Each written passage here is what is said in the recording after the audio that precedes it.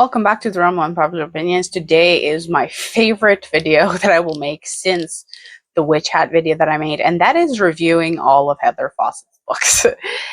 Last year, she was my favorite new author that I discovered and got into, and now officially in June of 2025, I've read every single book that she's come out with, except the third book in the Emily Wilde trilogy, which I will reluctantly buy when the paperback comes out, but we will get to that. There's a reason why me not having read the conclusion to that trilogy doesn't skew or alter this ranking and review video in the slightest. So this is kind of exciting. I don't usually do specific author series or book videos. I usually put them all together in a wrap up or a tag or something, but now that I've read all of her books, and they're very different, it's not like she's read one series, she mostly writes standalones, I think it would be very interesting to look into and explore how I felt about them, what my ranking is. I have a definitive ranking now. I wrote it down last night, and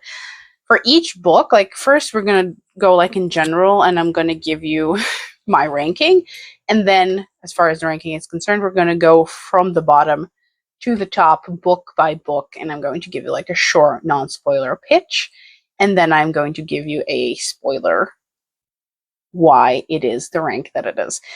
So it's going to be a long video regardless. Let's just get on into it. Do not mind my cat. She is doing what she's doing, and this is a bit of a trivia thing, but she loves candles. Whenever there's a candle crackling, she loves looking at it. So if you see her again in the background, do ignore that. My ranking is as follows. I have my notebook. I'm going to just read it out. So of the 10 books that I've read, minus Emily Wilde 3, this is the ranking. School Between Winter and Fairyland, The Grace of Wild Things, Ember and the Ice Dragons, A Galaxy of Whales, Language of Ghosts, Even the Darkest Stars, The Islands of Elsewhere, All the Wandering Light, Emily Wilde and Emily Wilde 2. That is my ranking, and now we're going to go in order from the bottom, and expect me to actually talk a bit more about my favorites rather than the ones that I did not like, because I like her, love her, adore her as an author so much that every time she not stumbles, I think everything she does is intentional, that every time when something she does is a bit less up my alley, I get a little bit just eager to forget about it. So let's go from the bottom. Emily Wilde. Let's just get into Emily Wilde and get it out of the way, because that is by far my least favorite. That series is the first series that I read by Heather Fawcett. It is about Emily Wilde, who is a fairy researcher and a professor. This book was pitched incorrectly to me, because all I kept hearing was academic rivals to lovers with a fairy twist or whatever. And it is not that. It is not that, because they are not rivals for not even 5 minutes.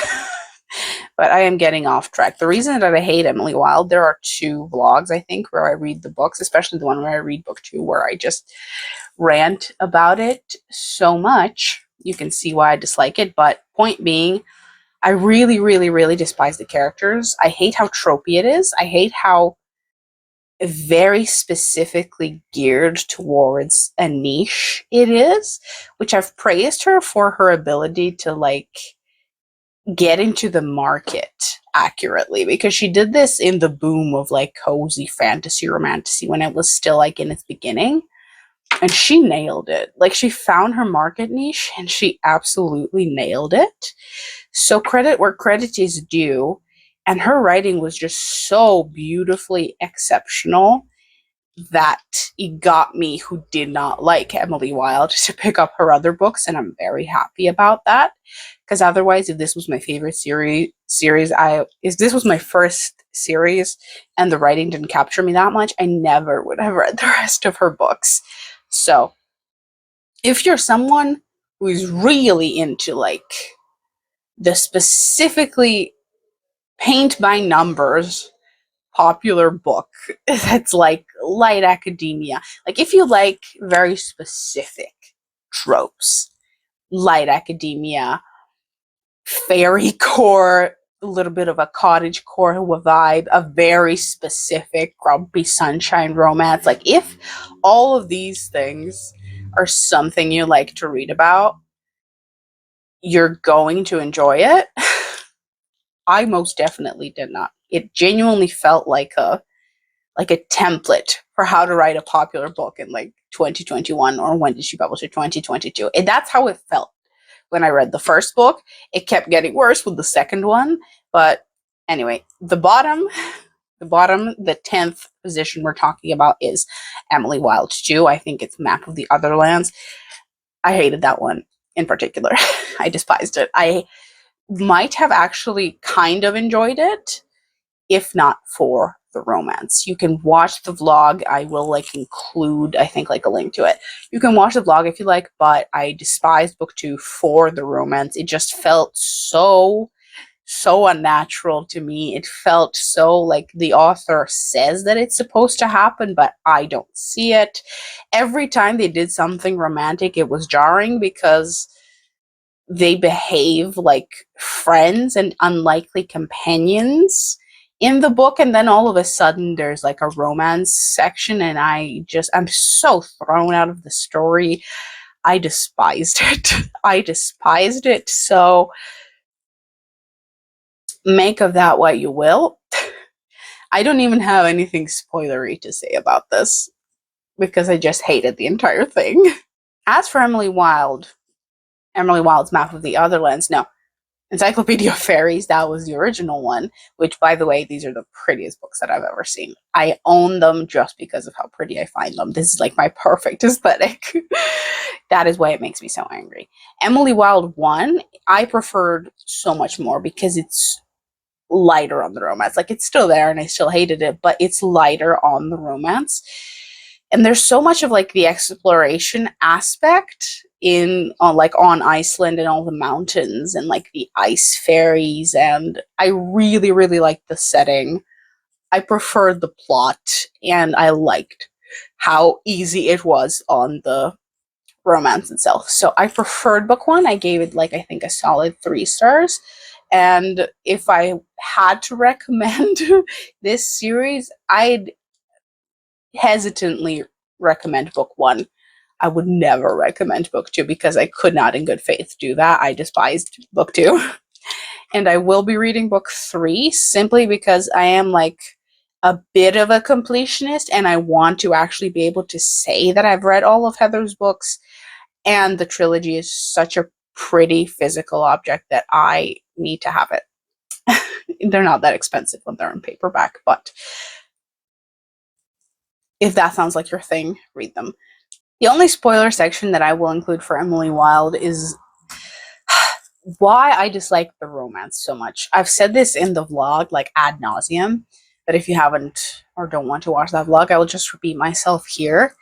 Their romance is everything I hate about romance, aside from like the alpha thing. That's like the worst thing that I've ever read in romance. This is not that, but it's the other thing that I despise, and that is complete opposites attract. I personally don't like or believe in opposites attract, especially in stories, because the authors always make it like ridiculously opposite. Like they have nothing in common, but are somehow meant for each other. Like I despise that. I disagree with it, and I don't think it works in real life. Maybe it does, but I disagree. I disagree with that, and especially in stories. They have nothing in common. Absolutely nothing in common. Like, they don't want to live in the same place. They don't like the same things. They don't like the same animals. They're very different personalities. They don't like to go to the same places, do the same things, speak to the same people. Like, they have nothing in common except the fact that he's a fairy and she researches fairies. So my pitch in all the vlogs was that this could have easily been a romance. Heather Fawcett is very, very good at making friendships. I misspoke, is she's extremely good at making good, well-developed friendships between men and women, except for some reason in books that aren't middle grades, she can't have men and women who are just friends, which I despise because she is really good at building relationships that are so deep and actually meaningful, and you can see the bond between the people that aren't romantic.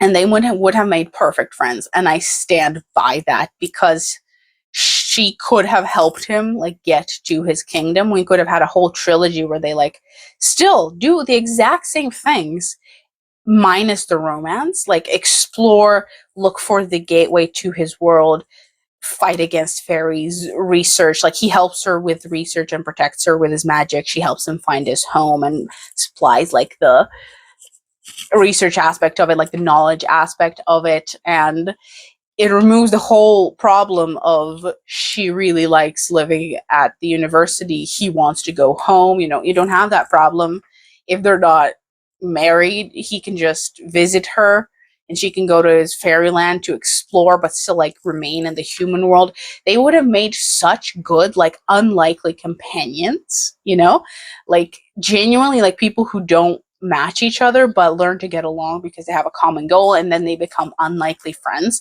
It would have been such a good friendship. Everything I hate about the romance would have made the dynamic of a friendship and like an unlikely partnership so much fun and so enjoyable. And not to mention that I don't even see why they would romantically like each other. I do not see why someone like Wendell would like someone like her. I don't see why someone like her would ever tolerate someone like him. Like, I'm not an Emily and I am not a Wendell. I'm closer to Emily, obviously, because I don't like people very much and I'm very much an introvert. But I am not like Emily. And I am not like Wendell. But I am closer to someone like Emily. And I cannot imagine putting up with someone like Wendell every day. Like, I would kill him. I would probably kill him. But if he was my friend and I didn't have to see him every day, that would be great. I would love to have a friend like Wendell. I would not want to see someone like Wendell in my house every single day. So that's just a me thing. I know a lot of people love opposites attract because they think that they like polarize each other. But here I had the vibe of they're so different that I cannot fantasize about them being together every day, if you know what I mean. Like, one of them would inevitably have to adapt to the other one and would kind of lose what makes them who they are, because they are so incompatible that I have no idea what their life together would even look like without disrupting what the other wants their day to look like. So that was like a long rant, but I despise the romance, and I firmly stand by the fact that if this wasn't a romance, this still wouldn't be my favorite thing ever. But if this wasn't a romance and it was genuinely just like a bickering, unlikely partnership that grows into true friendship, it could have been like a decent 4 stars, and I would have been very happy with it. But a paint by numbers romance is what gets the book on the shelves, and this is her most popular series, so I cannot fault her for wanting the money. I cannot. I just despised it. The next one that we're going to talk about, but briefly because it's book 2 in a series, is All the Wandering Light.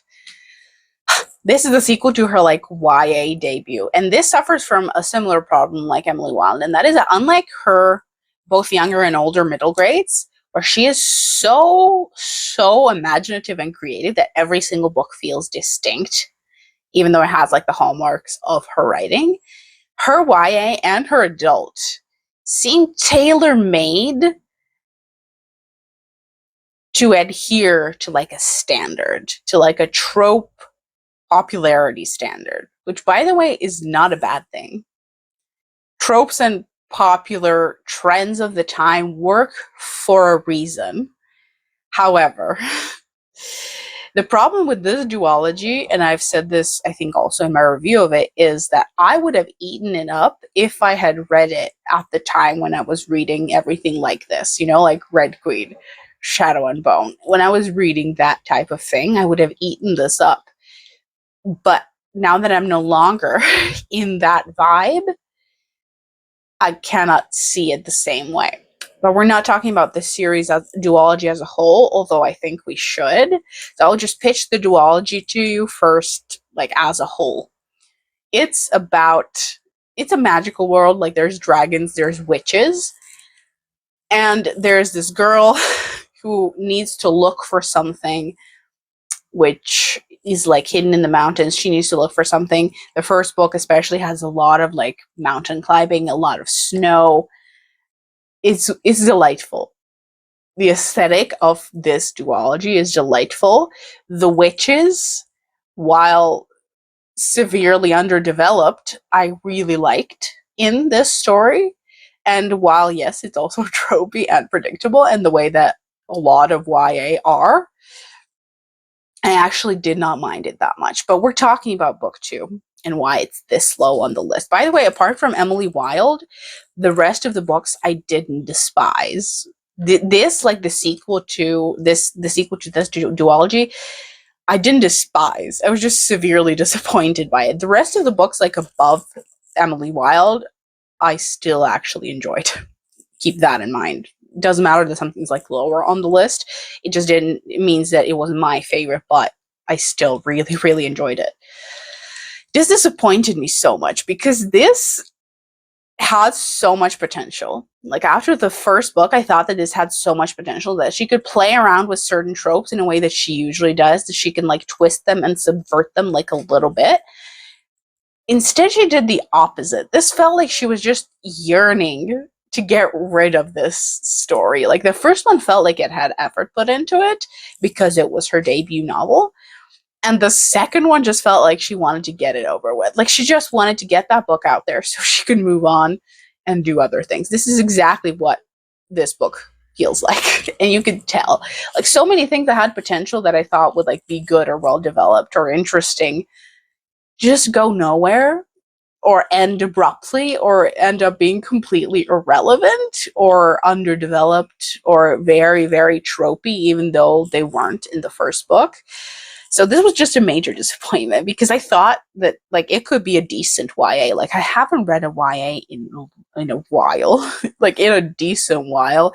Like that was my bread and butter when I was actually a young adult, which I'm not anymore. So I was never going to enjoy it like I did back then. But it had the potential to be like a decent YA where I could sort of see myself head over heels in love with this duology. And I had hints of that in the first book. The second book just tanked everything that I thought would be decent after the first book, and the entire book genuinely just reads like a half-assed attempt by Heather to just write something else. Like she got, I assume, like an agent and a publisher with the first book, and it was well done, well crafted, and solid. And then with the second book, she just wanted to move on. She just wanted to move on. Like, especially the second half of this book, it just feels like things happen like without consequences, without payoff, without any thought put into it. There are several scenes where I'm like, okay, it feels like you just lifted this out of like another book. Like, it just feels like there was absolutely no effort or care put into it, which ironically, I feel like more care was put into Emily Wilde. But I just despised the romance in Emily Wilde. The romance in this one, I didn't despise. Was it really typical? Yes, but I didn't despise it. I actually quite liked both the protagonist and the love interest. It's just such a shame that it went nowhere. I don't even have spoilers to say about this. I think if you do read the duology, you will see what I mean. It's just not a satisfying continuation or conclusion. I'd actually say you can just read the first book without this. This is not going to resolve anything in a way that you would like it to. The next one we have to talk about is The Islands of Elsewhere. That is like the second to last book that I read. I finished it this month. I read it for like a little while. I think since I got my e-reader, I haven't like picked it up, but then I picked it back up and I read the entire thing. I liked it quite a bit. It was a lot of fun. I realized that I much prefer her writing when it's like autumnal or winter settings because it just shines. You can tell she loves those seasons. so much more. So all the books where it's like summer coastal vibes, I'm just not that much into it. Also, this is one of her only two like contemporary novels that are like set in the real world with no or little magical elements. Also, this is one of her youngest novels, I think. Like there's a range of middle grade books where it's like from children to older and younger teenagers to pretty much everyone can read this. This is definitely for children. This is the younger end of middle grade. I don't know how old they are. I think there's a range because there's three sisters who go with their mother and small brother to stay like with their grandfather to take care of him for the summer in like a small coastal town that has just one restaurant, which is, it's the quaint, coastal aesthetic essentially. And then there's these like mysterious islands that they explore, and a mystery about their great grandmother, and they're looking for treasure, and there's a sandcastle contest. This is like, there's like vague ghost aesthetics. It's very much lower end of middle grade. That is why I rated it so low, but I still gave it a solid 4 stars because I just love her writing so much. Like, it's so whimsical and magical and wonderful that just, I would have loved to read her as a kid, that's for sure. And I loved my time reading this. Like, everything she writes is super easy and lovely to read and just so magical. Like, you get that sense of wonder and whimsy when you read her books, and her writing style is just beautiful. So I quite loved this, and I would recommend it to children, to read it with children, or if you're just in the mood for like a short book about little girls going on magical islands. It's great. There's like seals, there's octopuses, there's all kinds of stuff. It's lovely. I really enjoyed it. There's like a pirate queen. I really, really, really liked it. It's just obviously not really my age demographic, which I always say this as if like books have an age limit, which they don't, by the way. Like, I've read all of these, whether they're for young children or for adults, and I actually like the adult books the least. So like, this entire video is contradictory if you think that I am like belittling someone for reading books intended for a younger audience. Like, read whatever the hell you want. But when I say like this is intended for children and this is intended for young adults, I think that is something to take into account, because some things can't be in books that are for someone younger. So never take that as a negative. I'm just throwing it out there so you know like what the age range of the books is. This is by far her youngest book, but I still really enjoyed it. It was quite fun. Now we have Even the Darkest Stars, which is her debut novel. I loved the aesthetic of this. Like, I loved the snowy woods, the witch in the woods, like the mountain climbing, like the avalanches. Like, this book, the setting was everything. Even the village and like the dragons, and I loved the world building of this book. I loved the magic of this book. I loved like the concepts with demon contracts. That's always one of my favorite things in the world. However, do I like this romance? Yes, but mostly because I know younger me would have eaten it up. Eaten it up. That's why I don't hate it like Emily Wilde. I know younger me would have loved that. It's tropey, but again, it's tropey in the way that all the books were at the time. Like, when it was published, it wasn't tropey, it was just trendy. Now it's tropey. But I would have loved it back then. So I'm not faulting it for that. I'm really not faulting it for that. Some scenes are like a little bit cringy because I was like, okay, yeah, well, 15-year-old me would have loved that, but 24-year-old me is not really there anymore. But the setting, the relationships between the characters, the build up to the ending, which I loved the ending, by the way, and I loved the outcome, and I'm not going to spoil anything. I'm so sorry. I'm not going to spoil anything, but I love the ending. Now let's just get into like a small spoiler bit. What is his name? Like, I forgot what his name is. I don't even know what she's called. Is it Camlin? No, Camzin. I think it's Camzin or something like that. I know he is called River, like the male witch. Also, I loved the idea that like witches are genuinely like a separate race. Like their entire like ability arsenal, I adored. The lore behind them, at least hinted at in book one, which went nowhere in book two, I loved. I really did. Them actually being the ones who were wronged, I loved. Is it a tired trope now? Yes, but I loved it. I always love like the creepy, scary bad guys are actually the ones who were like wronged. Their magic was stolen. I loved it. Like it was genuinely so good and so well put together. Like the demon bond, I think it was Azarat or something like that. The demon bond that he has with River and how he grows to like, I think it's Gamzit. If it's not, it's gonna be so funny. But yeah, the demon bond, loved.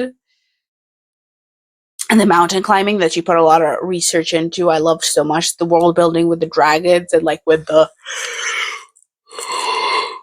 snowy wraiths, so good. Also, if you're wondering why I'm yawning that much, there's something about me talking a lot that causes the yawning. I really don't know what it is. I'm not tired. I don't know what that is. But basically, loved the world building, loved the setting, loved the characters. I really, really did. Also, when it's not that cringy, the banter actually like between her and River, so good. Like Heather Fawcett always has the thing where the men are actually way more sunshiny and the girls are way more grumpy. But unlike Emily and Wendell, she doesn't lean into it that hard here.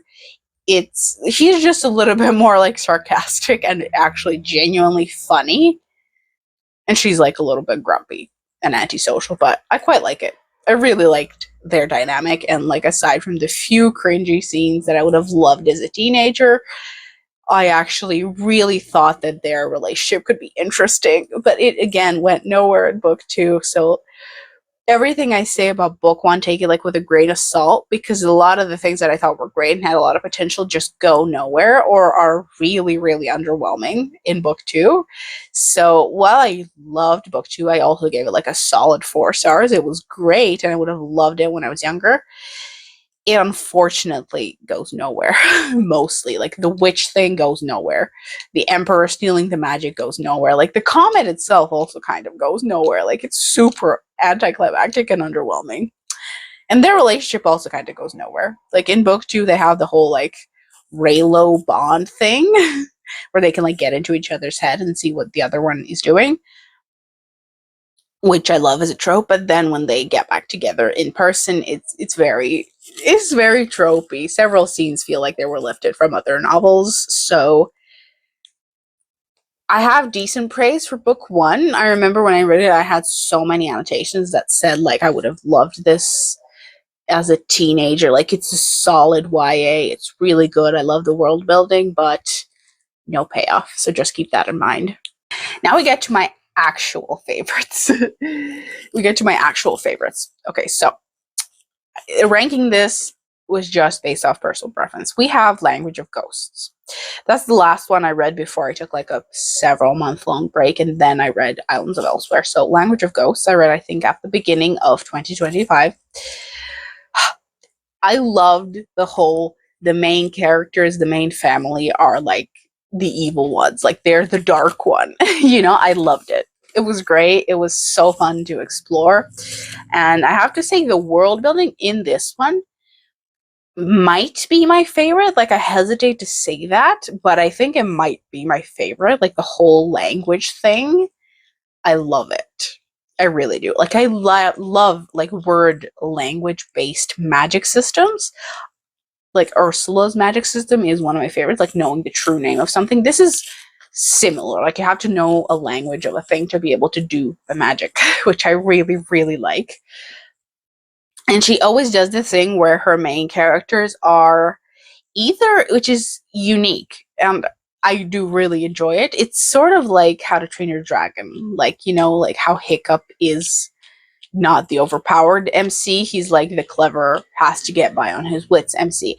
Heather Fawcett also does the thing where her main characters are not the most powerful creatures in the verse. They're usually either companions to the most powerful people, or they have their own way of doing things, or they have to find unique ways to get by because they don't have the most powerful magic. Like here, the main character is the sister of the Dark One, like the most powerful magic user in the world, which is super fun and so interesting to read about. I just really like, not the underdog story. They're not weak by any means, but I just really enjoy it. So read this. This is a little bit older.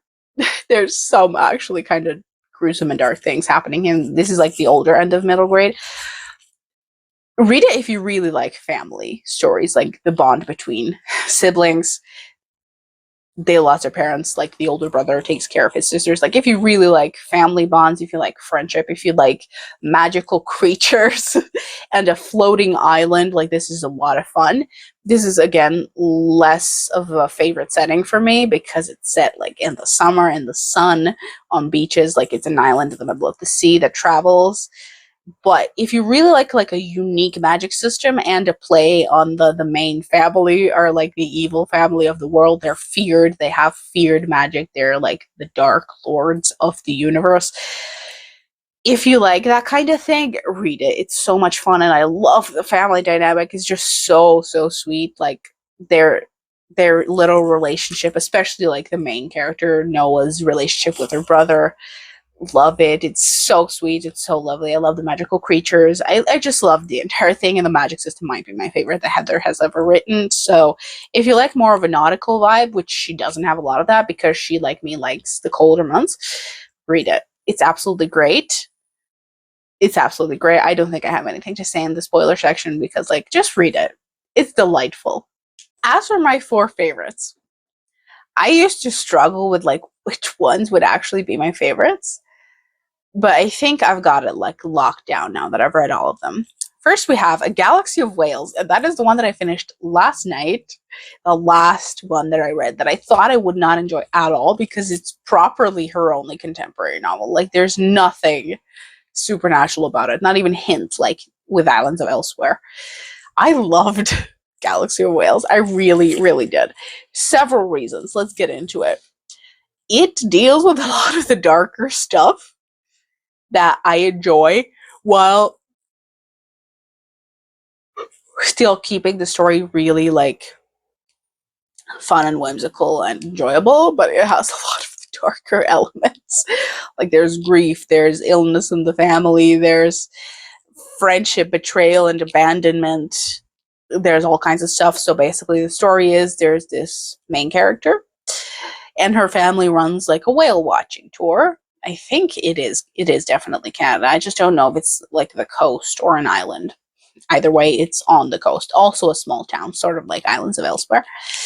They run a whale watching company, and their neighbors will run a whale watching company, and they're like competing for tourists and customers. There's also a photography contest where she is going to compete against her neighbor, the rival family. Things ensue, but that's like the basic premise. I have to say, I love the animal angle of this. Like the whole whale conservation thing, the duck as a pet thing is so cute. I loved the duck. I really did. The whale protection thing. I love Heather so much for how she writes animals, like fantasy or otherwise, like how much care and love she puts into writing about them. I love it. Also, the whales are endangered, so I loved that message of it and how you should like stay away from them because we're far more dangerous to them than they are to us. I loved that entire thing. How she has like a, imaginary possum friend. I loved it. I loved the entire thing about the animals in this book. You're always going to get to me with something to do with animals, something positive to do with animals. The other 2 things, the thing that I hated, but it was so well done that I genuinely got flashbacks to like being a kid and to elementary school, is the friend betrayal thing. Like her friend becomes, I'm sorry for the language, it just got to me because I was Fern, like the absolute cow that her best friend is. And I think we've all experienced that in one way or another, when one of your friend like gets in with a new crowd or a popular crowd, and then they intentionally leave you behind and like distance themselves from you because you're uncool to be around, even though you've been best friends like since childhood or whatever. And how she like ignores her, pushes her to the side, gets angry at her when she mentions that it might be like Ivy's fault that she's pushing her away. And when she says that thing about her behind the hedges, like I was Fern, okay? I was Fern. I wasn't strange in that specific way. I had my own like quirks, but I was Fern. Like I was Fern, and my experience with my like childhood best friend was far more severe, I think, than Fern's was. But God, did I feel that. Like I felt such a visceral hatred for her friend, which might not be good because like that is a child. They're I think like 11 or 12 in the book. That is a child. But again, my childhood self got viscerally angry at Ivy. Like I hated the sight of her. Anytime she showed up on page, I just wanted her to leave. I hated it. And one praise that I have to give to Heather is that I thought she would make me sit through a forgiveness spiel where like Ivy apologizes and Fern is forced to forgive her for all the hurt that Ivy gave her like that entire summer and how horrendously she treated her. She never does that. She never does that. She never does the whole apology thing. They just drift apart. And she took the angle of it's fine if you drift apart. Like, not everyone, you're not supposed to force everyone to remain in your life, even though they clearly don't want to be in it. And I loved that angle. I loved that angle. I was so happy she didn't go there. I should have just trusted her. I should have just trusted her. But again, as someone who was a Fern when I was 11, 12, 13, God, did I hate Ivy. Like, those scenes were too realistically written. I think Heather might have been a Fern too, because that was just a little bit too well done. And the last thing I have to say is I really don't know why Heather Fawcett does middle grade relationships between like boys and girls so well, but cannot do that with adult book. I don't know why. Because Fern's like bond with Jasper, I loved so much. Okay, I loved so much. Like he just came at such a right time, and they bonded in such a cute way, like over the stars and over his sister and the contest, and how she teaches him photography, he teaches her basketball. How they just start bonding in such a natural way, like uncomplicated way, was so sweet. And how while she's losing Ivy for being strange, she's gaining Jasper because she's strange. Like he really likes being around her. And the ending note being like him hearing, doesn't matter if it's real or not, but like hearing the ghost possum alongside her, it's just the sweetest note to end it on. Okay, like I feel like I blush and smile so much more at her middle grade romances. I mean, romances not necessarily, but you know what I mean, than her attempts at actual romances in adult books. Like this was just so sweet and lovely and beautiful, and it was so lovely to see like how he loved her for her strangeness, whereas Ivy dished her for her strangeness. That's what I want to say, and I just adored it. I really liked it, and it was, in my opinion, the proper like rivals to friends that I wanted Emily Wilde to be. Like it was so good. I adored it. It was my favorite part of the book, I think, and like the duck.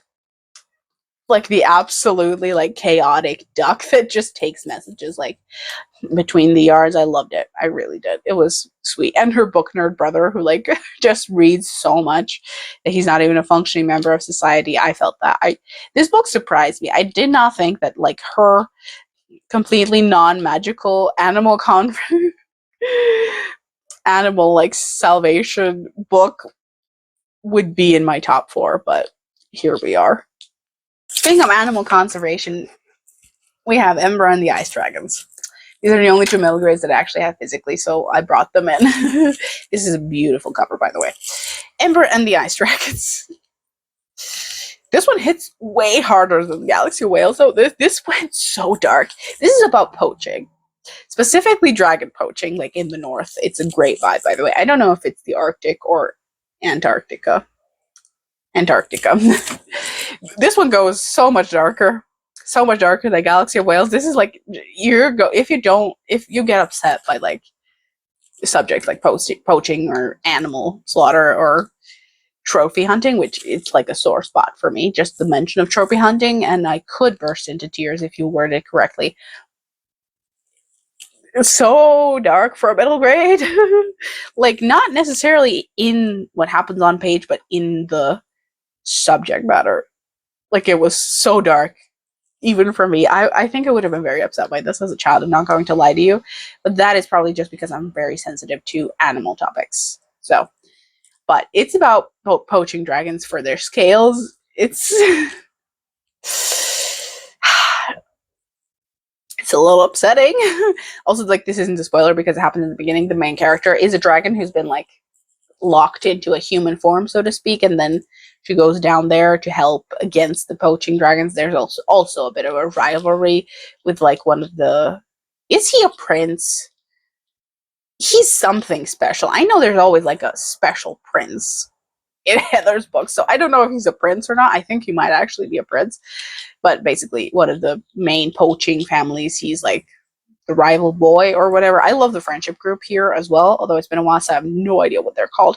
I don't know what anyone in this book is called except like Ember. She also like lives with her uncle at a university. Also so much better done than Emily Wilde. Like, I loved it so much. I loved the setting.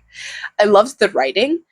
I love the relationships. I love how it's actually very bittersweet. Like, it has, I think, the darkest ending of them all. Like, not everything is resolved. And I always wondered if this needed a sequel or if she just didn't want to write a sequel, but it ends like the most bittersweetly out of all the books.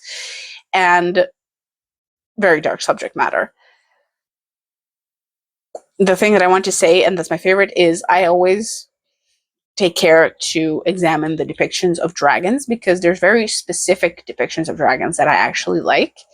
And she nailed it. Like, the main thing that I hate about dragons is that they're fantasy creatures, but people always or mostly write them as either just animals or they write them like people. And I see dragons as like storytelling devices, as mythological fantasies. I see them as neither.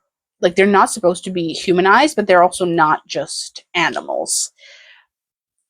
Heather takes a very interesting approach where, again, they're neither. They function differently to people. So, like, when you get the dragons and how they think and how they function, I was very happy with it. I was reading it and I was like, this feels right. You know, like, they're not like people, but they're also not animals.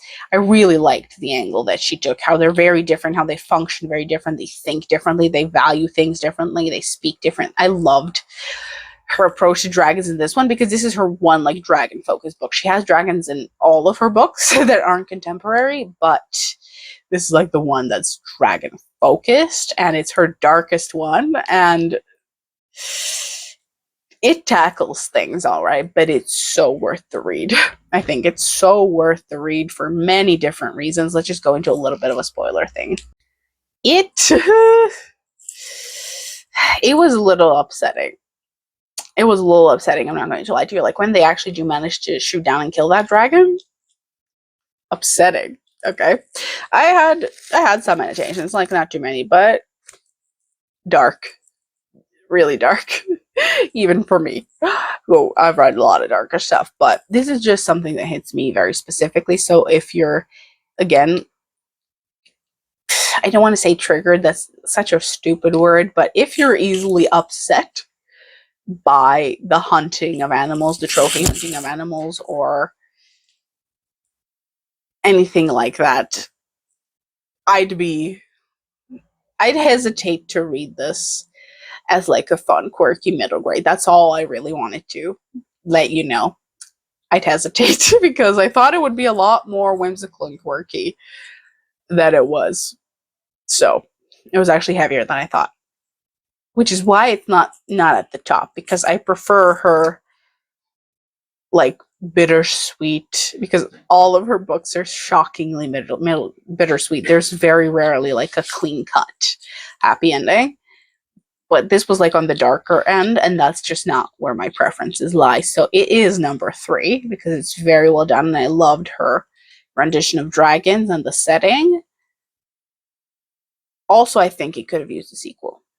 Now, for number 1 and number 2, I feel like I went back and forth throughout the last year. And this one was number 1 for so long that now that I was sitting down to do the list, I just realized that it had to be number 2 because there's one very specific small issue I have with this book that the first position doesn't have, like that the book that's number 1 doesn't have.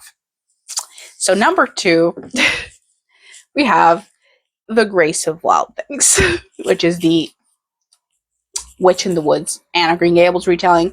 I spoke the most about this last year because this is the book that like truly made me fall in love with Heather Fawcett. Like that's the first book that I picked up after Emily Wilde. I didn't even know it was an Anne retelling. I did not even know it was an Anne retelling. I loved it to bits. Like the aesthetic of this book, the writing style, like how she retold Anne, and the setting and the magic and like the witch trope, her actually being scary but growing on you, and the humor in it.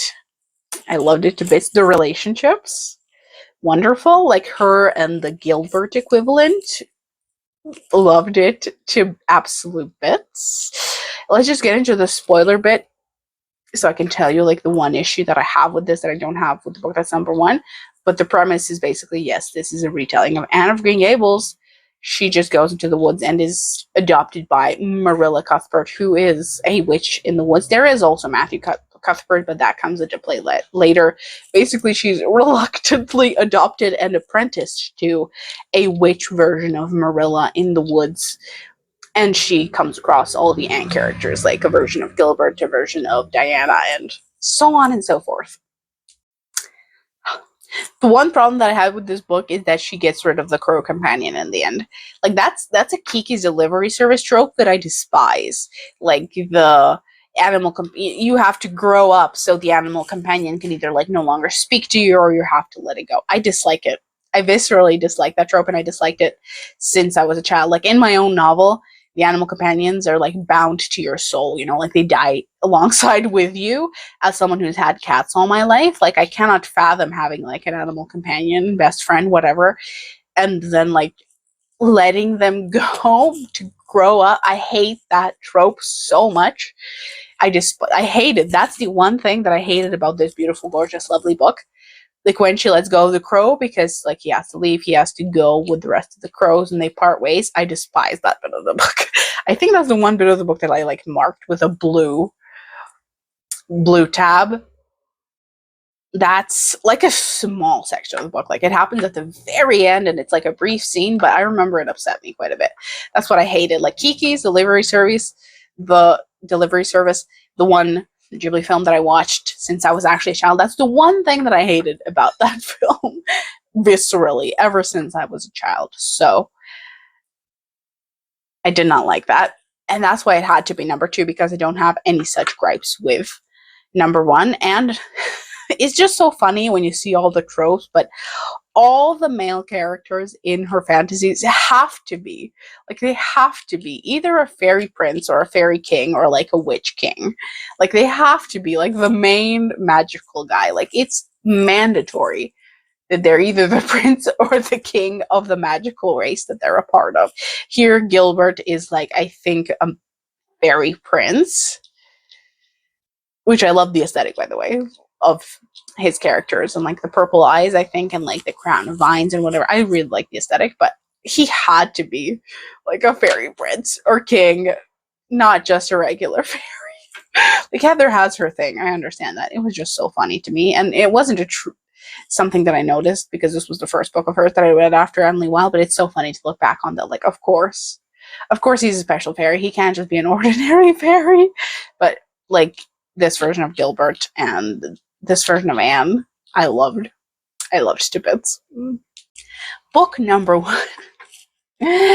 You know what is left if you know Heather Fawcett's books. It's The School Between Winter and Fairyland. I wonder if anyone would put this book in #1. Like, I wonder if Heather would put this book near the top of her favorite books that she wrote. I think she said that her favorite book that she wrote was actually Race of Wild Things. But my God, did I love School Between Winter and Fairyland. Like, it was a surprise. I read it randomly. I wasn't even that interested in it. It was just like the next ebook that I found, and I was like, okay, let's just read it. It took me by surprise. Like, I loved the world building. I loved its take on the magical school. I loved the subversion of tropes that the main character like isn't actually in the magical school. I loved the special boy reveal here. Actually, it was super good and also again very bittersweet. Like, this ending, genuinely, I think is the only ending that made me tear up because of how like bittersweet it was. I loved the found family aspect, the actual family aspect. I loved the siblings reuniting. I loved their bond, like her and the main boy. Like, I loved their bond so much. So much. Oh my God, it was so well done and so good. They're what's known as compatible characters, unlike Emily and Wendell. I loved the creativity of the magic system, but also how like familiar and beautiful it is. Like, I would love to have this magic system. I love the absolute ingenuity of Skybrary, like a library in this. Like, do you know how much I like that word, Skybrary? I highlighted that in the ebook, and I was like, that is so good. That is so good. I loved it start to finish. I have no notes, unlike the other books. I have no notes. None. Okay? I loved every single bit of it. I loved all the creatures, all the magic, all the themes, the ending, the uniqueness of it, like this sort of sad, actually, undertone. I loved all the characters and all the relationships in the book. I love how the boy really adores his cats and misses his cats. Like, the dragons being sort of like creatures in the yard, then there being like a creepy forest, a dragon corpse. Like, I just loved everything about this book. Okay, no notes, Heather. This was like so well put together. So well put together. And it is the one that I cannot get my hands on. Like, all the other books I can find, and this one, which is my favorite, I cannot get my hands on. I actually wrote to Heather.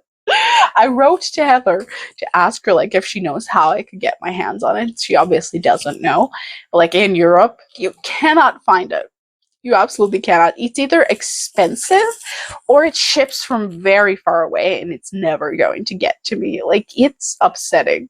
It's upsetting. Why this one? You know, like, I could make do without like Islands of Elsewhere or Language of Ghosts, but I want this one. I want it so bad to have a physical copy so I can annotate it. Like, I want the physical copy so bad. This is my favorite book that she's ever written, and it is the one that I absolutely cannot find. Like, there's a used copy, I think, for like 17 euros in France, but that is so not getting to me. Like, it's not getting to me because my local post office is just such a mess that they don't give me anything that isn't Amazon. So if I buy like a used copy from France, it's just not getting to me. And it upsets me. It upsets me so bad because I want it. I want it. It's my favorite. And like, these two, I mean, this one wasn't that difficult to find. I got it off Wordery. And this one is difficult to find. I got like a used hardcover from Germany back when they still actually shipped everything that was on Amazon to me. I barely got that, so I was very happy. But I want School Between Winter and Fairyland is my absolute favorite. Let's get into the spoiler section real quick. The ending with the brothers was so sad, and how they had to part and how they hug and they cry. I cried at the ending of this. I also cried at the ending of Grace, like a little bit, you know, like tears. That was just because I was so sad that I finished it, because I was so thrilled. I read it at just the right time, and I was so thrilled that I didn't want to finish it. But for School Between Winter and Fairyland, I actually cried. Like, I actually cried because of the ending. Now, one thing that it has to be said is, yeah, there's all kinds of creatures. There's like crow creatures, I think, like in the sky, near the skyberry or whatever. And I think like the main boy and his brother are both dragons. But I have to say, I'm going to have to read that again. I do not for the life of me remember what this book has to do with fairies, because a lot of her books have something to do with fairies, so I think it's all like mushed in my brain. But it's called Between Winter and Fairyland, so like there's obviously fairies. I think there's like a boggart that follows her around. There's dragons, there's like the crow things, but like what are the fairies in this book? I cannot remember. It's in the title, and I do not remember what fairies have to do with this book. I'm gonna have to read that again, and I will happily read that again. You know, like I love it. Absolute bits. I would love to read it again just to see what the Fairyland of the title is about. But a bittersweet story about friendship, family, found siblings. It's just, it touched me in the perfect way. It was so creative and magical and charming and whimsical, and the setting was again winter. I love how the twins were called Autumn and Winter. That's just quaint, but I love it so much. I love the setting. I adored it. I think it's also elemental magic, but like expanded. I think the man boy character has like starlight magic. Either way, I'm due for a reread because God, I loved this book so much, and if I ever get my hands on it, I will cherish it because it is impossible to find, and that's just diabolical. Because that's, if I had to pick which book I wanted to own physically, it would definitely be like that one and Grace of Wild Things. So I'd love to get on that. I just don't know how. That's actually it. That's actually it for the video. It is long. It is long, but sort of like Witch Hat Atelier, which I did in January, I think. She just deserved a whole video. Like, when I read a few of her books after Emily Wilde, I knew I just had to make a video. Like, I've read all of the Heather Fawcett books. This is my ranking. This is how I feel about them. This is why I'd recommend them to you. This is why I love them or hate them. But I will read anything she writes, by the way. Now, like, Emily Wilde and how viscerally I hated Map of the Otherlands changed nothing about me reading everything that she writes. You know, like the next book, I'm not even going to look into what it's about, because I read her contemporaries, which I never thought I'd read, and one of them is in my top 4. I'll read anything she writes, anything at all. Like, I think like a cat shelter book is coming out next. I'm gonna buy it. I'll buy anything she puts out. I don't care. I really don't. Like, whatever she wants to sell me, I will read, and I will buy it, and I will own it. So I have very few like auto-buy authors, especially new ones, because I mostly read authors who are dead. But as far as new authors go, she has only let me down like twice, and that was on me because I'm not the target audience. But auto buy immediately. I will buy everything she's ever written, everything she puts out, guilt free. So I think you can tell that I would highly recommend her books, because her writing style is just something that, I said this in one of my reviews, but I can see her behind the words that she's written. Like, I can see a person that feels like a kindred spirit to me in so many ways behind the words that she's written, and that's just delightful, because books are a conversation with a person that you might never meet, dead or alive. They're a conversation with someone and what they wanted to say, and I just really like talking to her. She just feels like such a kindred spirit, and I would love to keep talking to her for as long as she intends to write something. So let me know what your favorite Heather Fawcett book is, and if you haven't read them, which one you'd actually be interested in reading next. I would really love to know, because I'm never tired of talking about her books. And considering how much I disliked Emily Wilde, you'd think that I'd be way more bitter about it, but I just love her so much that I want to support her. I want to support her with her most popular series, if that makes sense. Like, I hated it personally, but I really want her to get that cash so she can keep writing. So I will support even the books that I hated that she's written. So I will see you in the next video.